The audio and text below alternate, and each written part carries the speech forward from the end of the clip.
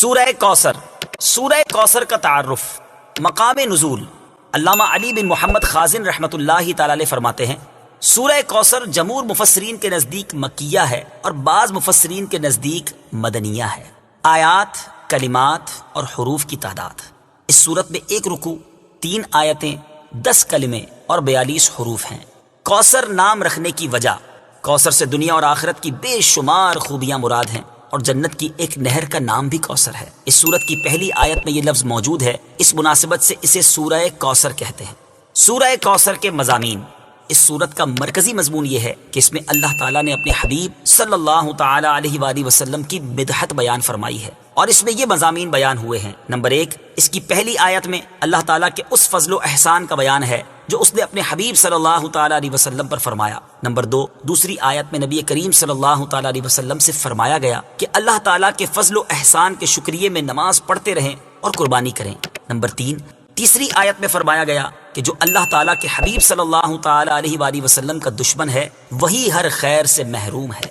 سورہ ماعون کے ساتھ مناسبت، سورہ کوثر کی اپنے سے ماقبل سورت ماعون کے ساتھ مناسبت یہ ہے کہ سورہ ماعون میں کافروں اور منافقوں کی جو صفات بیان کی گئیں ان کے مقابلے میں سید المرسلین صلی اللہ تعالی علیہ وآلہ وسلم کے اوصاف سورہ کوثر میں بیان کیے گئے۔ بسم اللہ الرحمن الرحیم۔ ترجمہ، اللہ کے نام سے شروع جو نہایت مہربان رحمت والا ہے۔ اِنَّا أعطيناك الكوثر فصل لربك وانحر إن شانئك هو الأبتر۔ ترجمہ، اے محبوب، بے شک ہم نے تمہیں بے شمار خوبیاں عطا فرمائیں تو تم اپنے رب کے لیے نماز پڑھو اور قربانی کرو، بے شک تمہارا دشمن ہی ہر بھلائی سے محروم ہے۔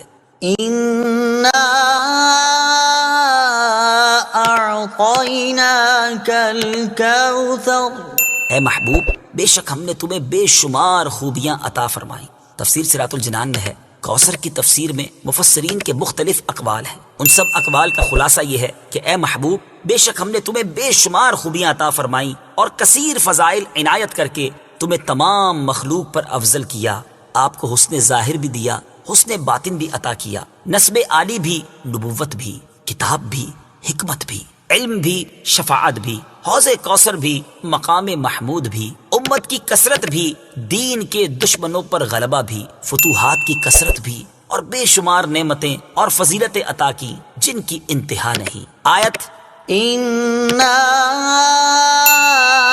أَعْطَيْنَاكَ الْكَوْثَرَ سے حاصل ہونے والی معلومات، اس سے 5 باتیں معلوم ہوئیں۔ نمبر 1، اللہ تعالیٰ نے اپنے حبیب صلی اللہ تعالی علیہ وآلہ وسلم کو کوثر عطا کر دی ہے، کیونکہ یہاں یہ نہیں فرمایا گیا کہ ہم آپ کو کوثر عطا کریں گے، بلکہ یہ فرمایا کہ بے شک ہم نے آپ کو کوثر عطا کر دی۔ نمبر 2، اللہ تعالیٰ کی اپنے حبیب صلی اللہ تعالی علیہ وآلہ وسلم پر یہ عطا ان کے نبی اور رسول ہونے کی وجہ سے نہیں، بلکہ آپ علیہ الصلوۃ والسلام کی ذات کی وجہ سے ہے، جو شان محبوبیت کی صورت ہے، کیونکہ یہاں یہ فرمایا أعطيناك، ہم نے آپ کو عطا فرمائی، یہ نہیں فرمایا کہ اعطینا الرسول یا اعطینا النبی۔ نمبر 3، تاجدار رسالت صلی اللہ تعالی علیہ وآلہ وسلم پر یہ عطا کسی عبادت اور ریاضت کی وجہ سے نہیں ہے، بلکہ ان پر یہ عطا اللہ تعالیٰ کے عظیم فضل اور احسان کی وجہ سے ہے، کیونکہ یہاں عطا کا ذکر پہلے ہوا اور عبادت کا ذکر بعد میں ہوا۔ نمبر 4، اللہ تعالیٰ نے آپ کو کوثر کا مالک بنا دیا ہے تو آپ جسے چاہیں جو چاہیں عطا کر سکتے ہیں۔ نمبر 5، سید المرسلین صلی اللہ تعالی علیہ وآلہ وسلم کی مدحت خود رب تعالیٰ فرماتا ہے۔ اعلیٰ حضرت امام احمد رضا خان علیہ الرحمت الرحمان فرماتے ہیں، انا اعطیناک الکوثر، ساری کثرت پاتے یہ ہیں، ٹھنڈا ٹھنڈا، میٹھا میٹھا، پیتے ہم ہیں، پلاتے یہ ہیں۔ اور ایک اور جگہ فرماتے ہیں نا، اے رضا خود صاحب قرآن ہے مداح حضور، تجھ سے کب ممکن ہے پھر مدحت رسول اللہ کی۔ فصل لربك وانحر، تو تم اپنے رب کے لیے نماز پڑھو اور قربانی کرو۔ تفسیر صراط الجنان میں ہے، یعنی اے حبیب صلی اللہ تعالی علیہ وآلہ وسلم، اللہ تعالیٰ نے آپ کو دونوں جہاں کی بے شمار بھلائیاں عطا کی ہیں اور آپ کو وہ خاص رتبہ عطا کیا ہے جو آپ کے علاوہ کسی اور کو عطا نہیں کیا، تو آپ اپنے اس رب عز و جل کے لیے نماز پڑھتے رہیں جس نے آپ صلی اللہ تعالی علیہ وآلہ وسلم کو کوثر عطا کر کے عزت و شرافت دی تاکہ بتوں کے پجاری ذلیل ہوں اور بتوں کے نام پر ذبح کرنے والوں کی مخالفت کرتے ہوئے اپنے رب عز و جل کے لیے اور اس کے نام پر قربانی کرے۔ اس آیت کی تفسیر میں ایک قول یہ بھی ہے کہ نماز سے نماز عید مراد ہے۔ إن شانئك هو الأبتر، بے شک تمہارا دشمن ہی ہر بھلائی سے محروم ہے۔ تفسیر صراط الجنان میں ہے۔ شان نزول، جب سید المرسلین صلی اللہ تعالی علیہ وآلہ وسلم کے فرزند حضرت قاسم کا وصال ہوا تو کفار نے آپ کو ابتر یعنی نسل ختم ہو جانے والا کہا، اور یہ کہا کہ اب ان کی نسل نہیں رہی، ان کے بعد اب ان کا ذکر بھی نہ رہے گا اور یہ سب چرچا ختم ہو جائے گا۔ اس پر یہ سورہ کریمہ نازل ہوئی اور اللہ تعالیٰ نے ان کفار کا بالغ رد فرمایا، اور اس آیت میں ارشاد فرمایا کہ اے حبیب صلی اللہ تعالی علیہ وآلہ وسلم، بے شک تمہارا دشمن ہی ہر بھلائی سے محروم ہے، نہ کہ آپ، کیونکہ آپ کا سلسلہ قیامت تک جاری رہے گا، آپ کی اولاد میں بھی کثرت ہوگی اور آپ کی پیروی کرنے والوں سے دنیا بھر جائے گی، آپ کا ذکر ممبروں پر بلند ہوگا، قیامت تک پیدا ہونے والے عالم اور واعظ اللہ تعالیٰ کے ذکر کے ساتھ آپ کا ذکر کرتے رہیں گے، اور آخرت میں آپ کے لیے وہ کچھ ہے جس کا کوئی وصف بیان ہی نہیں کر سکتا۔ تو جس کی یہ شان ہے وہ ابتر کہاں ہوا، بے نام و نشان اور ہر بھلائی سے محروم تو آپ کے دشمن ہیں۔ اعلیٰ حضرت امام احمد رضا خان رحمۃ اللہ تعالی علیہ اس صورت کی تفسیر بیان کرتے ہوئے فرماتے ہیں، عاص بن وائل شقی نے جو صاحبزادہ سید المرسلین صلی اللہ تعالی علیہ وآلہ وسلم کے انتقال پرملال پر حضور کو ابتر یعنی نسل بریدہ کہا، حق تعالی نے فرمایا إنا أعطيناك الكوثر، بے شک ہم نے تمہیں خیر کثیر عطا فرمائی کہ اولاد سے نام چلنے کو تمہاری رفعت ذکر سے کیا نسبت، کروڑوں صاحب اولاد گزرے جن کا نام تک کوئی نہیں جانتا، اور تمہاری ثنا کا ڈنکا تو قیامت تک اکناف عالم اور اطراف جہاں میں بجے گا، اور تمہارے نام نامی کا خطبہ ہمیشہ ہمیشہ اطباق فلک آفاق زمین میں پڑھا جائے گا۔ پھر اولاد بھی تمہیں وہ نفیس و طیب عطا ہوگی جن کی بقا سے بقائے عالم مربوط رہے گی۔ اس کے سوا تمام مسلمان تمہارے بال بچے ہیں، اور تم سب مہربان ان کے لیے کوئی نہیں، بلکہ حقیقت کار کو نظر کیجئے تو تمام عالم تمہاری اولاد مانوی ہے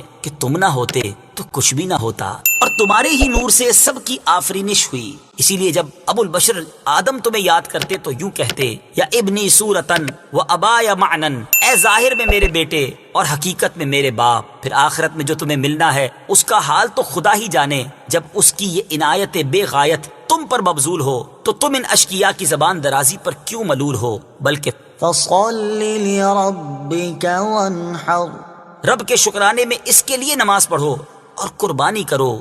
إن شانئك هو الأبتر، جو تمہارا دشمن ہے وہی نسل بریدہ ہے کہ جن بیٹوں پر اسے ناز ہے، یعنی عمرو و حشام رضی اللہ تعالی عنہما، وہی اس کے دشمن ہو جائیں گے، اور تمہارے دین حق میں آ کر بوجہ اختلاف دین اس کی نسل سے جدا ہو کر تمہارے دینی بیٹوں میں شمار کیے جائیں گے۔ پھر آدمی بے نسل ہوتا تو یہی صحیح کہ نام نہ چلتا، اس سے نام بد کا باقی رہنا 1000 درجے بدتر ہے۔ تمہارے دشمن کا ناپاک نام ہمیشہ بدی و نفرین کے ساتھ لیا جائے گا، اور روز قیامت ان گستاخیوں کی پوری سزا پائے گا، والعیاذ باللہ تعالی۔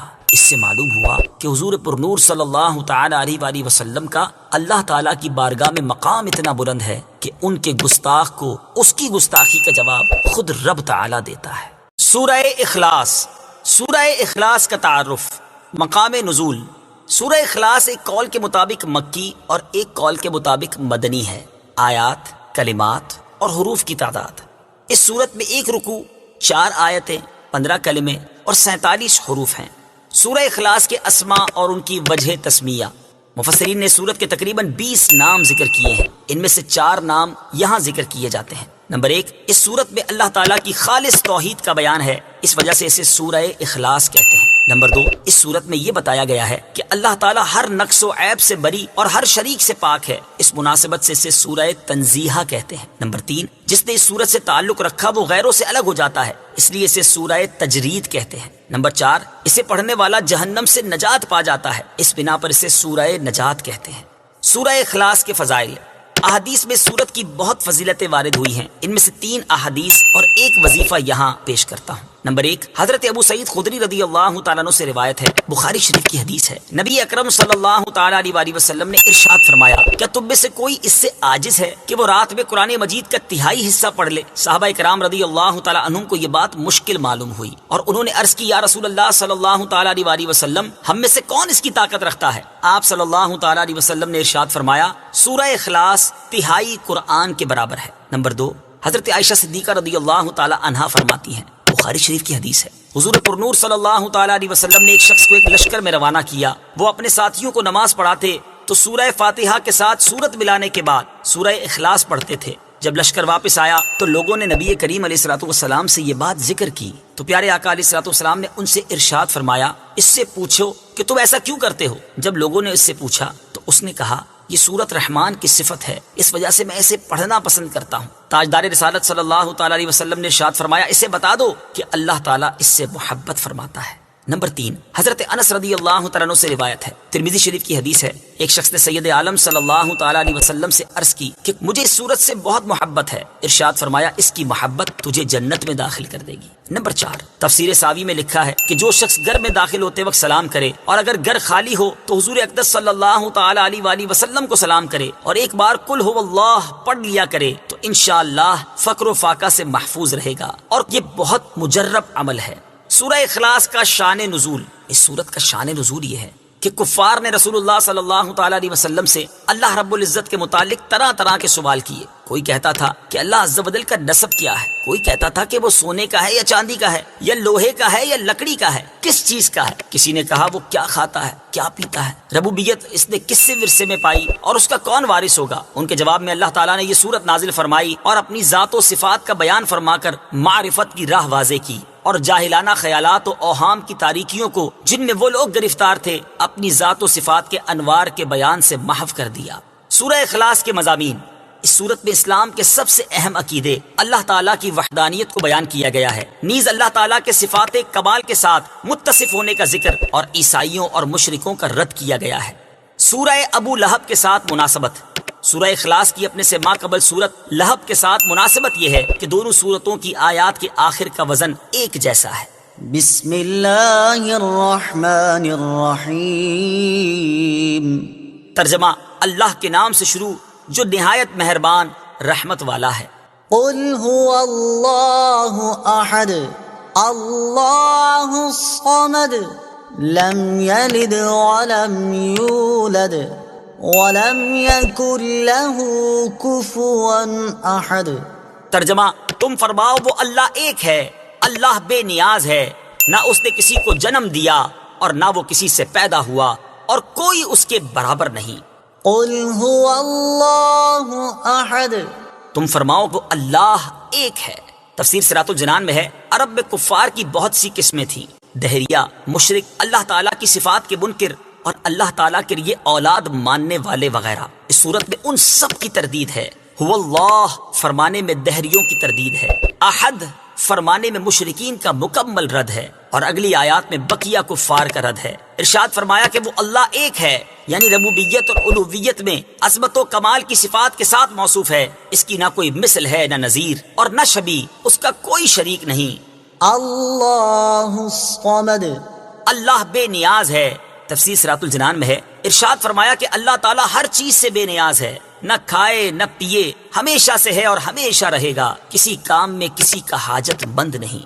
لم یلد ولم یولد، نہ اس نے کسی کو جنم دیا اور نہ وہ کسی سے پیدا ہوا۔ تفسیر صراط الجنان میں ہے، اللہ تعالیٰ اولاد سے پاک ہے کیونکہ اولاد باپ کی جنس سے ہوتی ہے، اور اللہ تعالیٰ اس سے پاک ہے، یوں ہی وہ خود کسی سے پیدا نہیں ہوا کیونکہ وہ قدیم ہے، یعنی ہمیشہ سے ہے، اور پیدا ہونا اس چیز کی صفت ہے جو پہلے نہ ہو اور پھر وجود میں آئے۔ اس میں مشرکین اور یہود و نصارہ سب کی تردید ہے۔ مشرکین فرشتوں کو اللہ تعالیٰ کی لڑکیاں کہتے تھے، یہودی حضرت عزیر علیہ الصلوۃ والسلام کو، جبکہ عیسائی حضرت عیسیٰ علیہ الصلوۃ والسلام کو خدا کا بیٹا مانتے تھے۔ وَلَمْ يَكُنْ لَهُ كُفُوًا أَحَدٌ، اور کوئی اس کے برابر نہیں۔ تفسیر صراط الجنان میں ہے، یعنی نہ ذات میں نہ صفات میں، کیونکہ وہ واجب ہے، خالق ہے، باقی سب ممکن، مخلوق اور حادث ہیں۔ اس کی صفات ذاتی، قدیم، غیر محدود ہیں، جبکہ مخلوق کی صفات عطائی، حادث اور محدود ہیں۔ سورہ فلق، سورہ فلق کا تعارف، مقام نزول۔ ایک قول یہ ہے کہ سورہ فلق مدینہ منورہ میں نازل ہوئی اور ایک قول یہ ہے کہ مکہ مکرمہ میں نازل ہوئی ہے۔ پہلا قول زیادہ صحیح ہے کیونکہ اس کے شان نزول سے اسی کی تائید ہوتی ہے۔ آیات، کلمات اور حروف کی تعداد، اس صورت میں ایک رکوع، 5 آیتیں، 23 کلمات اور 74 حروف ہیں۔ فلق نام رکھنے کی وجہ، فلق کے کئی معنی ہیں اور یہاں اس سے مراد صبح ہے، اور چونکہ اس سورت کی پہلی آیت میں یہ لفظ موجود ہے اس مناسبت سے اسے سورہ فلق کہتے ہیں۔ سورہ فلق اور سورہ والناس کے فضائل، احادیث میں سورہ فلق اور سورہ والناس کے بہت فضائل بیان کیے گئے ہیں۔ ان میں سے 3 فضائل سماعت فرمائیے۔ نمبر 1، حضرت عقبہ بن عامر رضی اللہ تعالی عنہ سے روایت ہے، مسلم شریف کی حدیث ہے، نبی کریم صلی اللہ تعالی علیہ وآلہ وسلم نے ارشاد فرمایا، کیا تم نے نہیں دیکھا کہ آج رات مجھ پر ایسی آیتیں نازل ہوئی ہیں جن کی مثل نہیں دیکھی گئی؟ وہ آیتیں قل اعوذ برب الفلق سورت کے آخر تک اور قل اعوذ برب الناس سورت کے آخر تک ہیں۔ نمبر 2، حضرت ابو سعید خدری رضی اللہ تعالی عنہ فرماتے ہیں، ترمذی شریف کی حدیث ہے، حضور پرنور صلی اللہ تعالی علیہ وآلہ وسلم جنات سے اور انسانوں کی نظر سے پناہ مانگا کرتے تھے، یہاں تک کہ سورہ فلق اور سورہ والناس نازل ہوئی، پھر آپ نے ان سورتوں کو پڑھنا شروع کر دیا اور ان کے علاوہ دیگر وظائف کو چھوڑ دیا۔ نمبر 3، حضرت عابس جوہنی رضی اللہ تعالیٰ عنہ سے روایت ہے، حضور اقدس صلی اللہ تعالی علیہ وآلہ وسلم نے ارشاد فرمایا، میں تمہیں وہ کلمات نہ بتاؤں جو شریر جنات اور نظر بد سے اللہ تعالیٰ کی پناہ طلب کرنے میں سب سے افضل ہیں؟ انہوں نے عرض کی، یا رسول اللہ صلی اللہ تعالی علیہ وسلم کیوں نہیں، آپ ضرور بتائیے۔ ارشاد فرمایا، وہ کلمات یہ دونوں صورتیں ہیں،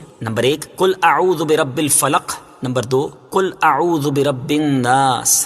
سورہ فلق اور سورۃ الناس کا شان نزول، یہ سورت اور سورۃ الناس جو اس کے بعد ہے اس وقت نازل ہوئی جبکہ لبید بن عاصم یہودی اور اس کی بیٹیوں نے حضور پرنور صلی اللہ تعالی علیہ وآلہ وسلم پر جادو کیا اور حضور اکرم صلی اللہ تعالی علیہ وسلم کے جسم مبارک اور ظاہری اعضاء پر اس کا اثر ہوا، البتہ دل، عقل اور اعتقاد پر کچھ اثر نہ ہوا۔ چند دنوں بعد حضرت جبریل علیہ السلام آئے اور انہوں نے عرض کی، ایک یہودی نے آپ صلی اللہ تعالی علیہ وآلہ وسلم پر جادو کیا ہے اور جادو کا جو کچھ سامان ہے وہ فلاں کنویں میں ایک پتھر کے نیچے دبایا ہوا ہے۔ رسول کریم صلی اللہ تعالی علیہ وآلہ وسلم نے حضرت علی المرتضیٰ کرم اللہ تعالی وجہہ الکریم کو بھیجا اور انہوں نے کنویں کا پانی نکالنے کے بعد پتھر اٹھایا تو اس کے نیچے سے کھجور کے درخت کے نرم حصے سے بنی ہوئی تھیلی برآمد ہوئی جس میں حضور اقدس صلی اللہ تعالی علیہ وسلم کے وہ منہ مبارک جو کنگھی سے برآمد ہوئے تھے اور نبی کریم صلی اللہ تعالی علیہ وآلہ وسلم کی کنگھی کے چند دندانے اور ایک ڈورا یا کمان کا چلہ جس میں 11 گرہیں لگی تھی اور ایک موم کا پتلا تھا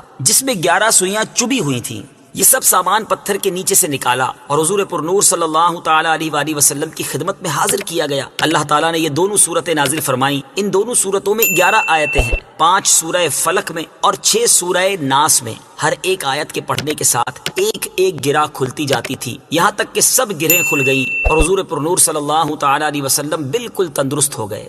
تعویذات اور عملیات سے متعلق ایک شرعی مسئلہ، یہاں ایک مسئلہ ذہن نشین رکھیں کہ وہ تعویذ اور عملیات جن میں کفر یا شرک کا کوئی کلمہ نہ ہو جائز ہیں، خاص کر وہ عمل جو آیات قرآنیہ سے کیے جائیں یا احادیث میں وارد ہوئے ہوں۔ حدیث شریف میں ہے کہ حضرت اسماء بنت عمیس رضی اللہ تعالی عنہا نے عرض کی، یا رسول اللہ صلی اللہ تعالی علیہ وآلہ وسلم، جعفر کے بچوں کو جلد جلد نظر ہوتی ہے، کیا مجھے اجازت ہے کہ ان کے لیے عمل کروں؟ حضور پرنور صلی اللہ تعالی علیہ وسلم نے اجازت دی۔ سورہ فلق اور سورۃ الناس کے شان نزول سے حاصل ہونے والی معلومات، اس سورت اور اس کے شان نزول سے 4 باتیں معلوم ہوئیں۔ نمبر 1، جادو اور اس کی تاثیر حق ہے۔ نمبر 2، نبی کے جسم پر جادو کا اثر ہو سکتا ہے جیسے تلوار، تیر اور نیزے کا، یہ اثر شان نبوت کے خلاف نہیں، ہاں ایسا اثر نہیں ہو سکتا کہ جس سے نبوت کے متعلقہ امور میں خلل آئے۔ حضرت موسیٰ علیہ السلام کے مقابلے میں جادوگر بالآخر اس لیے فیل ہوئے کیونکہ وہاں جادو سے معجزے کا مقابلہ تھا، ورنہ حضرت موسیٰ علیہ السلام کے خیال پر بھی اس جادو نے اثر کیا کہ ان کو خیال ہوا کہ یہ لاٹھیاں رسیاں چل رہی ہیں، جیسا کہ قرآن پاک میں ہے، يخيل إليه من سحرهم أنها تسعى۔ ترجمہ، ان کے جادو کے زور سے موسیٰ کے خیال میں یوں لگی کہ وہ دوڑ رہی ہیں۔ نبی کریم صلی اللہ تعالی علیہ وآلہ وسلم کے خیال پر بھی یہی اثر ہوا تھا، نمبر 3، جادو کو دور کرنے میں سورہ فلق اور سورہ ناس میں خصوصی تاثیر ہے۔ نمبر 4، جادو، ٹونا اور عملیات و اثرات اور بیماریوں کو ختم کرنے کے لیے قرآن پاک کی سورتوں اور آیتوں کو استعمال کیا جا سکتا ہے، جیسا کہ اوپر بیان ہوا، اور خود بخاری شریف میں سورہ فاتحہ کو اس مقصد کے لیے استعمال کرنے کا بیان موجود ہے۔ سورہ فلق کے مضامین۔ اس سورہ مبارکہ میں تمام مخلوق کے شر سے، رات کے اندھیرے کے شر سے، جادوگروں کے شر سے اور حسد کرنے والے کے شر سے اللہ تعالیٰ کی پناہ مانگنے کی تعلیم دی گئی ہے۔ سورہ اخلاص کے ساتھ مناسبت۔ سورہ فلق کی اپنے سے ماقبل سورت اخلاص کے ساتھ مناسبت یہ ہے کہ سورہ اخلاص میں اللہ تعالیٰ کی وحدانیت کا بیان ہوا اور یہ بتایا گیا کہ جو چیزیں اللہ تعالیٰ کی شان کے لائق نہیں وہ ان سے پاک اور بری ہے، اور ان دونوں صورتوں میں بتایا گیا کہ دنیا میں موجود ہر شر سے اللہ تعالیٰ کی پناہ مانگنی چاہیے۔ اسی طرح ان شیاطین، جنات اور انسانوں سے بھی اللہ تعالیٰ کی پناہ مانگنی چاہیے جو لوگوں کو اللہ تعالیٰ کی راہ سے روکتے ہیں۔ بسم اللہ الرحمن الرحیم۔ ترجمہ، اللہ کے نام سے شروع جو نہایت مہربان رحمت والا ہے۔ قل اعوذ برب الفلق من شر ما خلق ومن شر غاسق اذا وقب ومن شر النفاثات في العقد ومن شر حاسد اذا حسد۔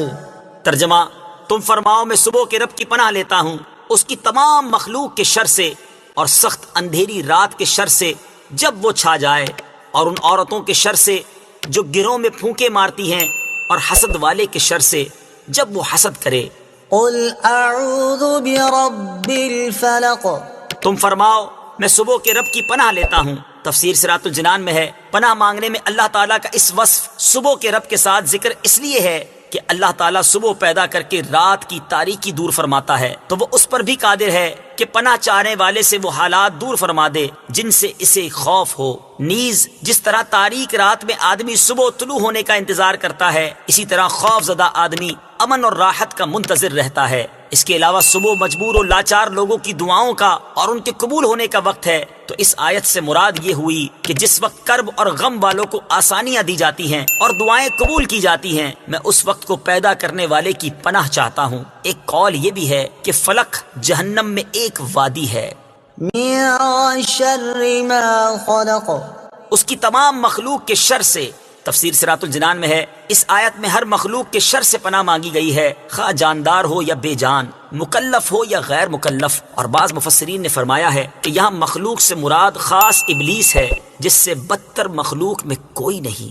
ومن شر غاسق اذا وقب۔ اور سخت اندھیری رات کے شر سے جب وہ چھا جائے۔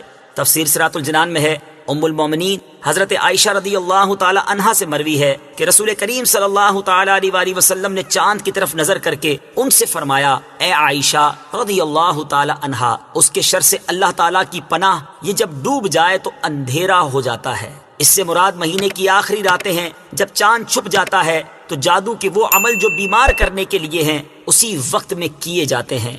ومن شر النفاثات في العقد۔ اور ان عورتوں کے شر سے جو گروہ میں پھونکے مارتی ہیں۔ تفسیر صراط الجنان میں ہے، یعنی جادوگر عورتوں کے شر سے پناہ مانگتا ہوں جو ڈوروں میں گرا لگا لگا کر ان میں جادو کے منتر پڑھ پڑھ کر پھونکتی ہیں، جیسا کہ لبید کی لڑکیوں نے نبی کریم صلی اللہ تعالی علیہ وسلم پر جادو کرنے کے لیے کیا تھا۔ تعویذات سے متعلق ایک اہم شرعی مسئلہ۔ یاد رہے کہ ناجائز کاموں کے لیے تعویذ گنڈے ناجائز و حرام ہیں، جبکہ جائز مقصد کے لیے گنڈے بنانا اور ان پر گرا لگانا، قرآن مجید کی آیات یا اللہ تعالیٰ کے اسماء پڑھ کر دم کرنا جائز ہے۔ جمہور صحابہ کرام اور تابعین رضی اللہ تعالی عنہم اسی پر ہیں، اور نبی کریم صلی اللہ تعالی علیہ وسلم کے عمل مبارک اور ارشاد سے بھی یہ چیز ثابت ہے۔ چنانچہ حضرت عائشہ صدیقہ رضی اللہ تعالی عنہا سے روایت ہے، مسلم شریف کی حدیث ہے، آپ فرماتی ہیں کہ جب حضور پرنور صلی اللہ تعالی علیہ وسلم کے اہل میں سے کوئی بیمار ہوتا تو حضور اقدس صلی اللہ تعالی علیہ وسلم معوذات یعنی سورہ فلق اور سورہ ناس پڑھ کر اس پر دم فرماتے۔ اور حضرت عبید بن رفاعہ رضی اللہ تعالیٰ عنہ سے روایت ہے کہ حضرت اسما بنت عمیس رضی اللہ تعالی عنہا نے رسول کریم صلی اللہ تعالی علیہ وسلم سے عرض کی، یا رسول اللہ صلی اللہ تعالی علیہ وسلم، حضرت جعفر رضی اللہ تعالیٰ عنہ کے بیٹوں کو بہت جلد نظر لگ جاتی ہے، کیا میں کچھ پڑھ کے ان پر دم کر دیا کروں؟ ارشاد فرمایا، ہاں، کیونکہ اگر کوئی چیز تقدیر سے سبقت لے جا سکتی تو نظر ضرور اس سے سبقت لے جاتی۔ ومن شر حاسد اذا حسد، اور حسد والے کے شر سے جب وہ حسد کرے۔ تفسیر صراط الجنان میں ہے، حسد والا وہ ہے جو دوسرے کی نعمت چھن جانے کی تمنا کرے۔ یہاں حاسد سے بطور خاص یہودی مراد ہیں جو نبی کریم صلی اللہ تعالی علیہ وآلہ وسلم سے حسد کرتے تھے۔ یہ خاص لبید بن عاصم یہودی ہے، اور عمومی طور پر ہر حاسد سے پناہ کے لیے یہ آیت مبارکہ کافی ہے۔ حسد بدترین صفت ہے، اور یہی سب سے پہلا گناہ ہے جو آسمان میں ابلیس سے سرزد ہوا اور زمین میں قابیل سے۔ حسد کے مقابلے میں رشک ہوتا ہے، اور وہ یہ ہے جس میں اپنے لیے بھی اسی نعمت کی تمنا ہوتی ہے جو دوسرے کے پاس ہے، لیکن دوسرے سے چھن جانے کی تمنا اس میں نہیں ہوتی۔ اس صورت مبارکہ سے معلوم ہوا کہ جادو اور حسد بدترین جرائم ہیں کہ عام شروں کے بعد ان کا ذکر خصوصیت سے فرمایا گیا۔ صدق اللہ العظیم۔